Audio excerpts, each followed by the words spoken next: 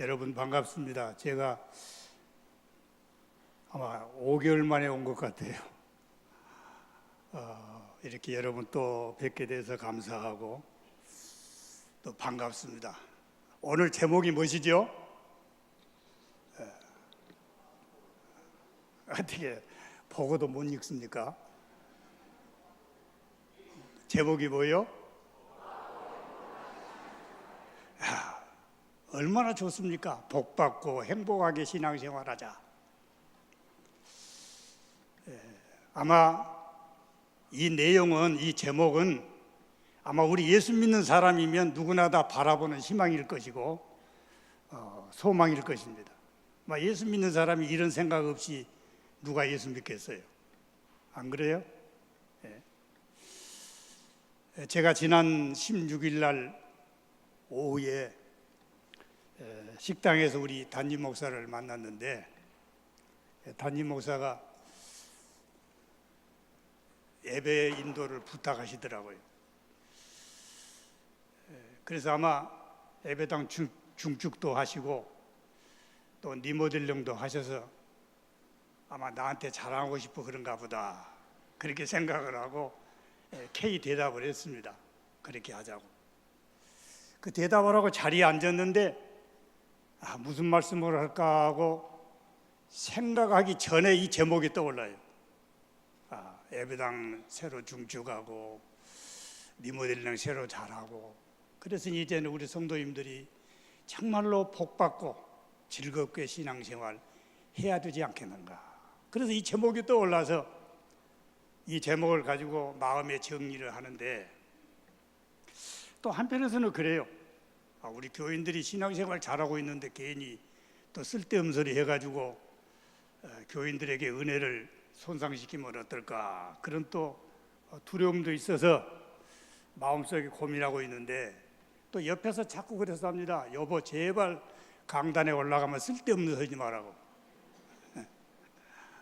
만약에 쓸데없는 소리 하면 내가 다 고자질해가지고 그런 것 같으니까 나 시집살이 시키지 말라고. 어떻게 보면 사실은 또 사실인 것 같아요. 그래서 이 내용을 바꿔서 다른 말씀을 전하려고 밤이면 잠을 설치면서 고민을 하는데 일주일이 지나도 다른 시상이 안 떠올라요. 꼭 이 말씀만 찾고 머리에서 뱅뱅 돌아요. 주보는 내야 되는데, 그래서 할 수 없이 내 마음속에 그런 생각이 들더라고요. 아마 우리 교인들이 신앙생활 다 재밌게 은혜롭게 잘해도 그 중에 누군가는 지금 잘못하고 있는 것 같다.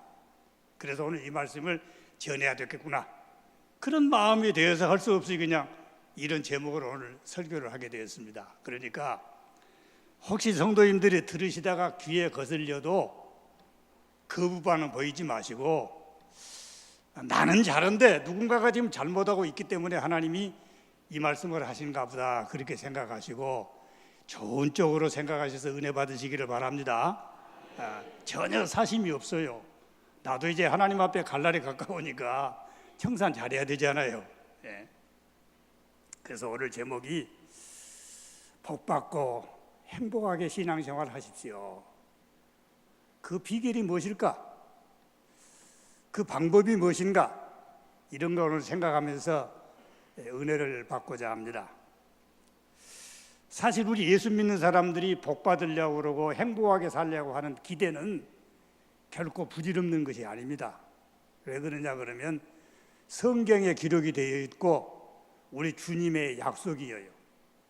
그러니까 이것은 결코 우리가 그런 기대감을 가지고 그런 희망 속에 신앙생활하는 것이 결코 잘못된 것은 아니에요. 그래서 여러분 꼭 기대를 가지시고 오늘 말씀을 잘 들으시기를 바랍니다.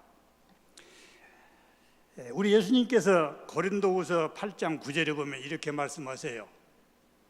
우리 주 예수 그리스도의 은혜를 너희가 알거니와 뭐 하신 분으로? 원래 주님은 부요하신 분이랍니다. 그러지요. 천지 만물을 창조하신 분이니까, 모든 것이 다 당신의 것이니까 부요하신 분이죠.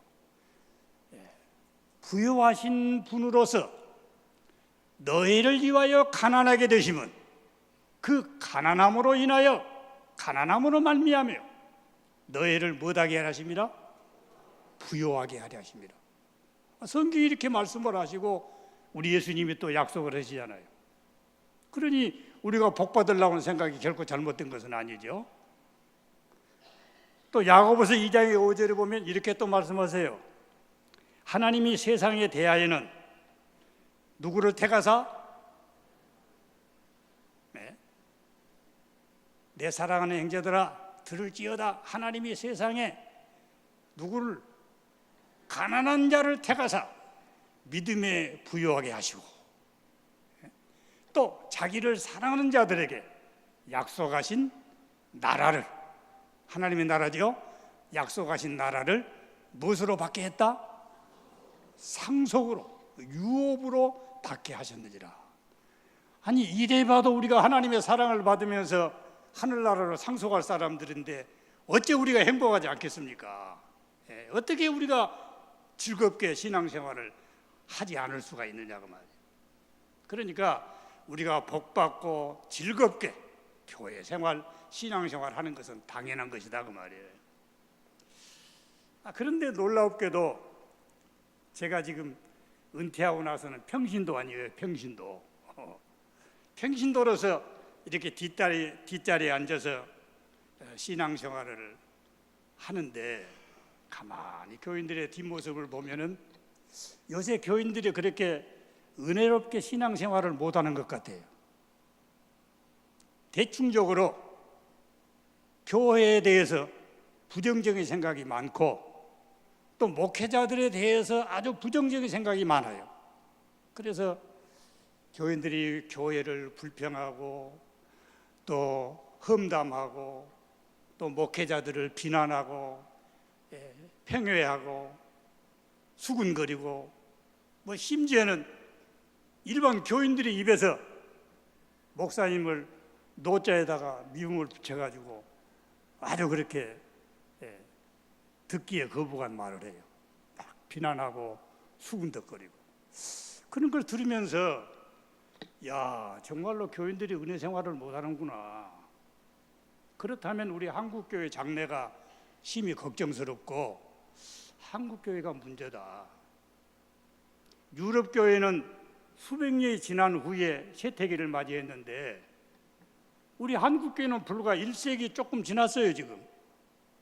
우리 한국의 교회가 들어와서 이렇게 성장하는 그 역사를 보면 1세기에 불과하는데 벌써 교인들이 이렇게 교회에 대해서 부정적인 생각을 하고 특별히 목회자들에 대해서 저렇게 팽회하면서 편애하면서 그냥 듣기에 거부한 소리를 저렇게 해야 되면 정말 우리 한국교회가 참 문제가 있구나. 그래서 나름대로 제가 목회할 때는 뭐 항상 좋은 소리만 듣는 것 같은데 이제 평신도로 살다 보니까 이런 소리가 다 들어온 거예요. 그래서 그 원인이 무엇일까를 가만히 생각을 해봤어요. 그래서 원인이 무엇일까? 뭐 여러 가지가 있겠지만은 대충적으로 제가 정리를 해보니까 두 가지예요. 첫째는 일반 사람들의 지식 수준이 지금 평준화가 된 겁니다. 그래서 목사에 대한 존경심이 별로 없어요. 과거에는 우리 어렸을 때는 지식 수준이 평준화가 아니었잖아요. 일개 면에 가서 봐도 고등학생들이 불과 우리가 5손가락으로 셀 정도고 아야 대학생은 없을 정도로 교육 수준이 차질이 있었지만은 그래서 목사님들이 아무래도 일반 사람들보다는 많이 아시고 많이 배우니까 초창기 때는 그렇게 존경을 했는데 이제 와가지고는 뭐 수준이 오히려 목사님들보다 더 수준이 높아지고 이 평준화가 되다 보니까 이렇게 목사님들을 경계한 것이 아닌가. 그것도 하나 원인이 되겠다. 참 초창기 때는 목사님들 엄청나게 존경을 받았어요.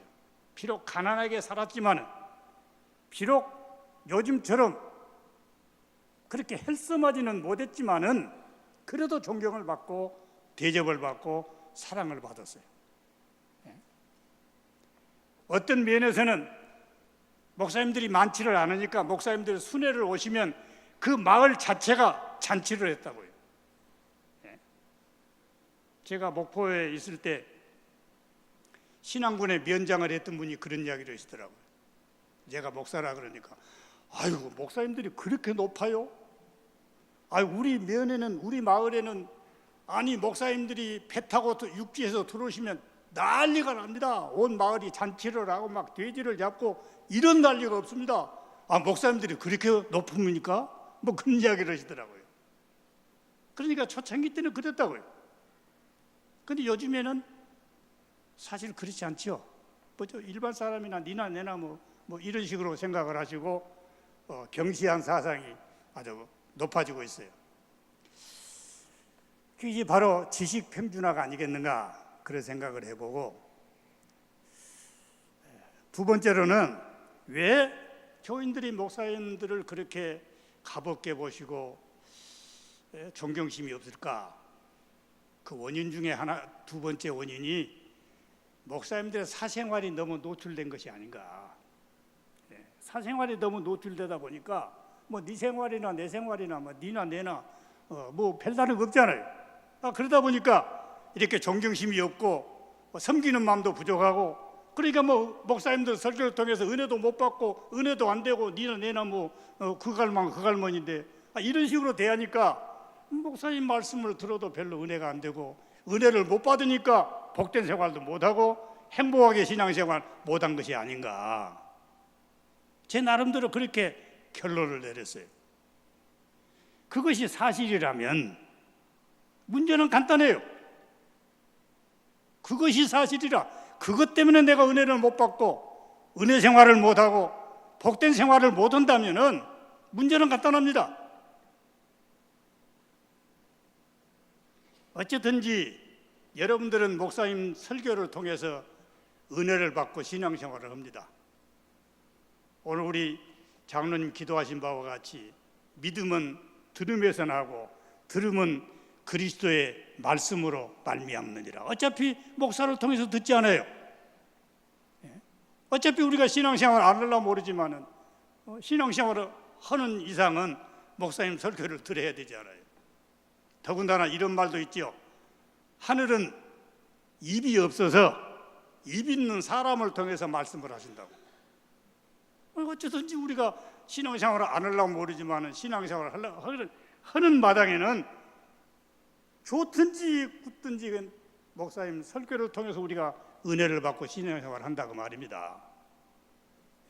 그러니까 은혜 받고 신앙생활을 잘 하시려면 몇 가지 원칙을 꼭 지키십시오. 첫째는 목사님을 바라볼 때 항상 먼 산 보듯이 하십시오. 너무 사생활에 간섭하지 말고 그냥 먼 산 보듯이 너무 가까이 지내지 마세요. 그리고 항상 좋은 생각을 가지세요. 긍정적인 생각을 가지세요. 그래야 그분 입에서 나오는 말씀이 내 마음에 와닿고 내 귀에 들어오고 은혜가 됩니다. 우리가 일반 사람들도 그러잖아요. 상대방을 깔고 문대고 상대방을 볼 일 없는 사람으로 생각하고 상대방의 인격을 격하시키면 그 사람이 무슨 말을 하든지 귀에 잘 안 들어온다고요. 마음에 와닿지를 않아요. 그런데 내가 좀 존경하고 내가 섬기고 내가 받드는 사람이 무슨 말씀을 하면 마음에 와닿고 귀에 들어오고 그러지 않던가요? 그래서 항상 여러분들이 은혜 생활 하시려면 목사님이 설령 잘못이 있더라도 항상 좋은 쪽으로 생각하시고 좋은 방법으로 해석을 하시고 긍정적인 생각을 가지세요. 그래야 그분이 말씀하면은 무슨 말을 하든지 내게 감동이 되고 내 귀에 들어오고 그러면 내가 깨달아지고 은혜가 되는 거죠. 이게 첫째 비결입니다. 이거 가제는 개편이라고 또 목사 편 든 건 아닌가 그럴지 모르겠지만은 한번 냉정히 생각해 보세요. 두 번째로는 목사는 여러분들과 좀 구별된 사람인 걸 알아야 돼요. 니나 내나 똑같다 그렇게 생각하지 마시고 저분들은 특별히 우리와는 좀 다른 분들이다. 구별되신 분이다. 선별된 분이라고 생각을 하셔야 돼요. 왜 그러느냐? 오늘 말씀이 그걸 증거하고 있어요. 자, 오늘 말씀 다시 한번 보실까요? 자, 오늘 말씀 보면은 22절에 여호와께서 모세에게, 모세는 이스라엘 지도자입니다. 모세에게 말씀하여 이르시되 아론과 그 아들들에게 말하여 이르기를, 아론과 그 아들들은 제사장들이에요. 제사장들. 요즘 말로 하면 목사들이라고요. 그들에게 이르기를 너희는 이스라엘 자손을 위하여 이렇게 축복하여 이르되 여호와는 네게 복을 주시고 너를 지키시기를 원하며, 그렇게 제사장들이 백성들을 위해서 이렇게 축복하라 그 말입니다. 지금 여호와는 네게 복을 주시고 너를 지키시기를 원하며 여호와는 그의 얼굴을 네게 비추사 은혜 베푸시기를 원하며 여호와는 그 얼굴을 네게로 향하여 드사 평강 주시기를 원하노라 할지니라 하라. 그들이 이같이 내 이름으로 이스라엘 자손에게 축복할지니 내가, 누가요? 내가 누구십니까? 지금 말씀하신 여호와 하나님이시죠. 내가 그들에게 무엇을 주리라? 복을 주리라. 이런 특권이 있다고요. 하나님의 축복권을 부여받은 그런 특권이 목사들에게 있어요. 그러니까 여러분들이 그걸 인정을 하셔야 돼요. 인지를 해야 돼요. 그러면 특별히 우리 한국 사람들은 복받기를 좋아하는 사람들이라 복받는 일이라면 별짓 다 하잖아요. 그걸 여러분들이 그런 인식을 바로 가지고 있으면 목사님들 존경할 수밖에 없죠. 존경하고 그 말씀을 순종하고 따르고, 예? 안 그러겠어요? 그러면 그 말씀이 무슨 말을 하든지 내 귀에 들어오고 내가 감동이 되고 감화가 되고, 그러면 은혜를 받고 은혜 생활하는 거죠. 은혜 생활하면 내가 복 받는 것이고 행복한 신앙생활 할 수 있는 거죠. 그러겠어요? 안 하겠어요? 예? 그런데 여러분들 아마 잘 모르실 거예요. 이런 축복권을 부여받았기 때문에 목사님들이 좋은 것만은 아니에요. 왜? 엄청난 책임과 의무가 거기 부여되어 있어요. 축복권을 하나님이 주신 대신에 그 책임과 그 의무는 엄청나다고요. 말할 수 없이 무겁고, 그래서 목사님들이 엄청난 압박감을 느끼고 강박감을 느낍니다. 그래서 여러분 생각외로 목사님들 가운데 불면증도 심하고 위장병 환자도 많고 중병에 시달리는 사람도 많아요.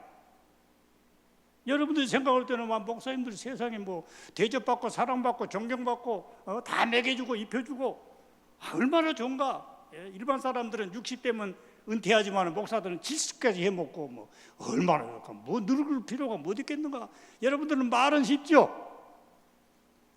그런데 사실은 목사님들의 그 내면을 보면은 왜 그런데 그런 중병에 시달리고 왜 불면증에 시달리고 왜 그런 압박감과 강박감을 느껴야 돼요? 책임 때문에 그럽니다. 자, 무엇을 부여받았다고요? 축복권을 부여받았어요. 그러면 반드시 그 목사는 교인들이 복받게 살아야 되고 행복하게 살아야 돼요. 그렇게 해야 될 의무가 있다고요. 그런데 성도님들이 그렇지 못할 때 목사님이 얼마나 스트레스를 받겠어요? 한번 생각해 보세요. 그 책임이 얼마나 무거워요. 그러니까 불면증에 시달리게 되고 밥을 먹어도 소화가 잘 안 되고 술, 담배 안 먹는데도 목사들 가운데 중병이 시달리는 사람이 많단 말이에요. 왜? 그 스트레스 때문에 그러는 거예요. 우리가 성경에 보면 정말로 하나님의 말씀을 듣는 백성들에게는 하나님이 엄청난 축복을 약속하십니다. 예? 엄청난 축복을 약속하시는데 우리가 정말로 그 축복을 성도들이 받지 못하고 누리지 못할 때 그 목사의 심정이 어떻겠느냐 그 말이에요. 예?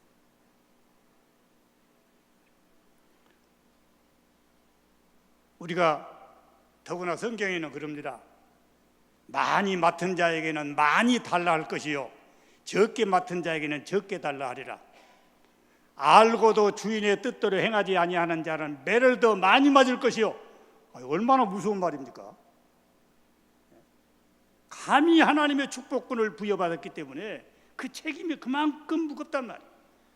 그만큼 그 책임이 중하고 반드시 성도들이 목사를 통해서 은혜를 받고 축복을 받아야만 되기 때문에 그러지 못할 때 그 얼마나 스트레스를 받겠어요. 또 그것뿐입니까? 성도들을 복받고 행복하게 신앙생활을 하게 할 뿐만 아니라 그 성도들을 잘 지키고 가꾸어서 우리가 하나님 앞에 마지막 설 때에 그 성도가 흠없고 점없이 하나님 앞에 설 수 있도록 다듬고 가꾸어야 되잖아요. 여러분 그 책임이 쉬운 겁니까? 내 자식들 마음대로 안 되는 판에 지멋대로 클만큼 다 커버리고 살만큼 사신 분들이 그렇게 되냐고 말이에요. 근데 목사는 그렇게 해야 되거든요. 어쨌든지 듣든지 안 듣든지 간에 그 사람 다독거리고 가꾸고 다듬어서 마지막 날 하나님 앞에 설 때에 책망받을 것도 없고 흠이 없을 정도로 세워야 목사의 의무를 다한 거 아니겠습니까? 또 그것뿐입니까? 그 성도를 끝까지 잘 지켜서 실족하지 않게 만들어야죠.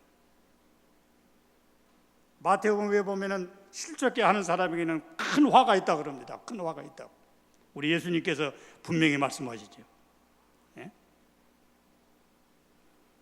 마태복음 18장 6절로 7절에 보면 누구든지 나를 믿는 이 소자 중 하나를 실족해 하면 실족해 하면 차라리 연자맷돌을 그 목에 다리우고 깊은 바다에 빠띄우는 것이 나으리라. 실족해 하는 일들이 있을음을 인하여 세상에 화가 있도다. 실족해 하는 일이 없을 수는 없으나 실족해 하는 그 사람에게는 뭐가 있다고요? 화가 있도다. 그러니 목사님들이 이 일을 생각하면 어떻게 발 뻗고 잠을 자냐고 말이에요. 그게 목사의 책무고 의무입니다. 이렇게 실족하지 않게 만들어야죠. 네. 더군다나 우리 중앙교회 같은 경우에는 이단이 바로 문 앞에 있잖아요. 교인 한 사람이라도 이단에게 뺏기지 않고 성경에는 이단들을 악한 자라고 그러죠. 악한 짐승들에게 빼앗기지 않고 잘 지켜야 되는 그런 의무감 있잖아요. 그런 책임감이 있잖아요. 이게 목사들이에요. 그러니까 사실은 엄청나게 스트레스를 받는 겁니다. 압박감과 강박감이 그냥 진 누르는 거예요. 또 여기에다가 제가 목회를 안 해봤으면 모르지만은 목사님이 설교를 해서 교인들이 은혜를 받으면 목사는 밥을 안 먹어도 배가 불러요. 그래서 점심 잘 안 먹잖아요. 그런데 목사님이 죽도록 설교를 했는데도 교인들이 은혜를 못 받는다? 못 받는 것 같으면 솔직히 말로 죽음이라도 들어가고 싶어요. 부끄러워서. 그게 목사의 심정이에요. 뭐 다음 6월 달에 부흥회 하신다 그러는데 교회를 담임하는 목사님은 강사를 세울 때도 엄청나게 고민을 하고 스트레스를 받습니다. 왜 그런 줄 아세요? 강사가 와서 잘하면 우리 목사도 저렇게 좀 당신도 그렇게 좀 해보시오 그러고 잘못 오면 어디서 지질이 못난 거 데려왔다고 그러고 이야 교인들 말도 못합니다. 예?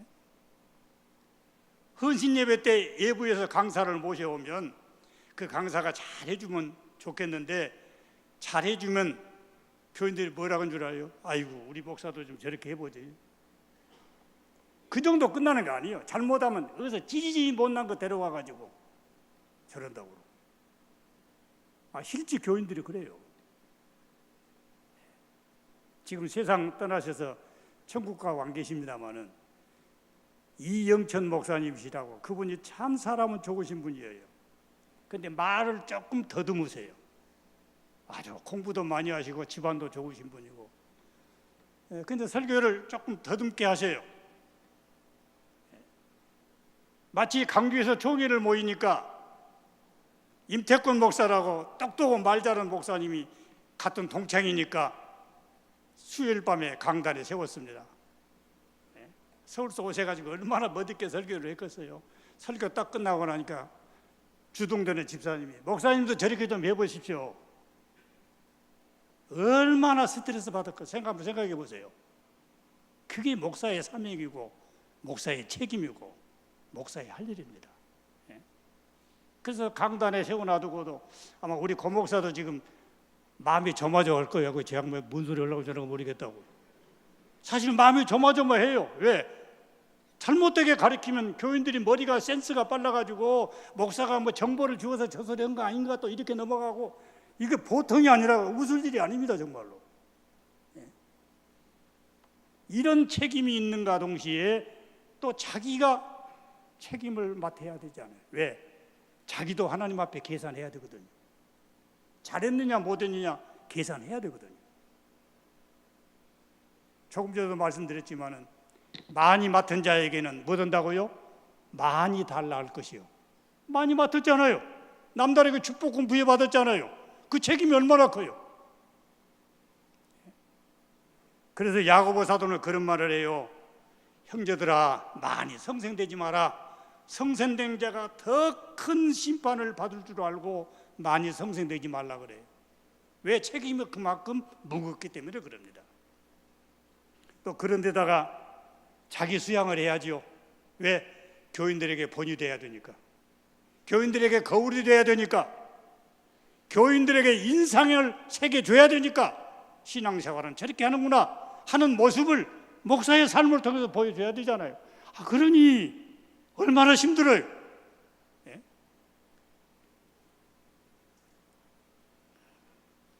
참 힘듭니다. 그래서 바울 사도는 이렇게 말씀을 하신 겁니다. 데살로니가전서 5장 13절에 보면 저의 역사로 말미암아, 저의 역사로 말미암아. 이 역사란 말은 히스토리가 아니고 하는 일, 그들이 하고 있는 일, 저의 역사로 말미암아 사랑 안에서 가장 귀히 여기며 너희끼리 화목해라. 제발 그 앞에서는 서로 화목한 모습을 보이고, 왜? 그분들이 하는 일이 그만큼 귀하고 소중하기 때문에 그렇다고 말입니다. 뭐 이뻐서 그런 것은 아니고요.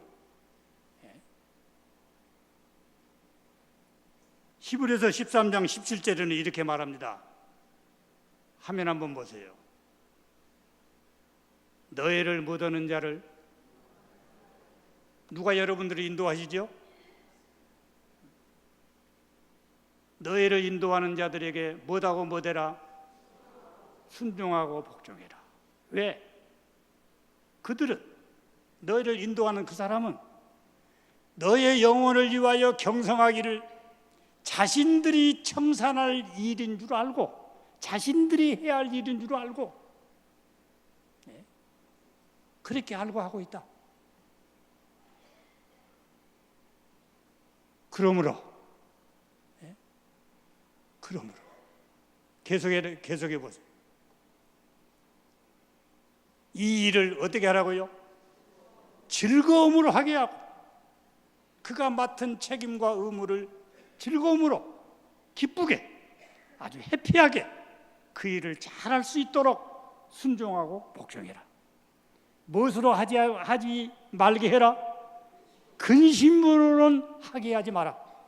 왜? 너희에게 뭐가 없느니라? 유익이 없느니라. 성경에 가리키는 말씀입니다. 나는 우리 교인들이 이렇게 살지 못한다, 그래서 이 말씀을 전하는 것은 아닙니다. 여러분들 잘 하신 줄 알아요. 그래서 이 말씀을 안 전하려고 예를 쓴 겁니다. 왜? 상처받을까 봐서. 그런데도 다른 시상이 떠오르지 않고 일주일 동안을 고민한 것은 누군가가 지금 그러지 못한 사람이 있다고 생각하기 때문에 그럽니다. 어쨌든지 여러분, 우리 예수 믿는 사람들이 어렵게 살고 고생하고 꾸러 다니고 약하게 사는 건 결코 미담이 아닙니다. 하나님의 뜻이 아니에요. 에레미야 예가서에 보면은 우리 사람들이 근심하고 고민하고 사는 것은 하나님의 본심이 아니다 그래요. 본심이 아니다. 예? 세상에 어느 부모가 자식들이 고통받고 사는 걸 좋아할 부모가 누가 있겠어요? 그렇다면 영혼의 아버지 되신 하나님께서 전지전능하신 그분께서 우리가 그렇게 사는 걸 좋아하시겠습니까? 제발 좀 여러분 복 받으시고 영육간에 복 받으시고 즐겁게 해피하게 믿음 생활, 교회 생활 하시기를 주의 이름으로 축원합니다. 방법은 목사를 통해서 말씀을 듣습니다. 목사에 대한 좋은 인상을 가지세요. 제발 좋은 인상 가지세요. 그래야 그 말씀이 내 귀에 들어오고 내 마음에 와닿습니다. 좋은 인상을 갖는 방법은 사생활은 너무 개입하지 마세요. 항상 먼 산 보듯이 하세요. 먼 산이 얼마나 아름답습니까? 그러나 가까이 가보십시오. 얼마나 험난한지 인정하세요. 나하고는 다른 사람이라고. 내게는 하늘나라의 축복권을 부여하지 않았지만은 저분에게는 하나님이 부여하셨다고. 그렇게 인정을 해야 존경심이 생깁니다. 받들 마음이 생겨요. 그래야 조심성이 생깁니다. 그래야 그 말씀이 내 귀에 들어오고 마음에 와닿고, 그러면 내가 은혜 받은 거죠. 은혜 받으면 행복할 수밖에 없는 거죠. 여러분 은혜가 되시면 아멘 하시기를 바랍니다. 그리고 그렇게 사시기를 주의 이름으로 축원합니다. 기도하십시다. 하나님 아버지, 고맙고 감사합니다. 39년 전 이 항무지와 같은 이곳에 하나님의 교회를 미말에 처한 저들을 통해서 세우시고 음으로 양으로 하나님 도우셔서 오늘의 이 아름다운 교회와 성도들을 주셔서 감사합니다. 그러나 이 양무리를 마지막 하나님 앞에 흠없고 점없이 한 사람도 악한 이리들에게 빼앗기지 아니하고 하나님 앞에 세울 수 있도록 책무를 맡으신 담임 목사님 특별히 하나님 은혜를 주시기를 원합니다. 항상 온유함과 겸손함을 주셔서 끝까지 유종의 미를 거두게 하시고 마지막 날 하나님 앞에 계산할 때에 잘했다 칭찬받는 주의 종으로 세우시고 가꾸시기를 간절히 원하옵고 기도합니다. 사랑하는 성도들, 하나님 은혜 주셔서 오늘 말씀을 마음속에 새기면서 정말로 은혜 생활하게 하여 주시고 기쁘고 즐거운 마음으로 교회를 섬기며 주의 종을 받들며 신앙생활하게 하여 주시옵소서. 예수님의 이름으로 기도 올리옵나이다. 아멘.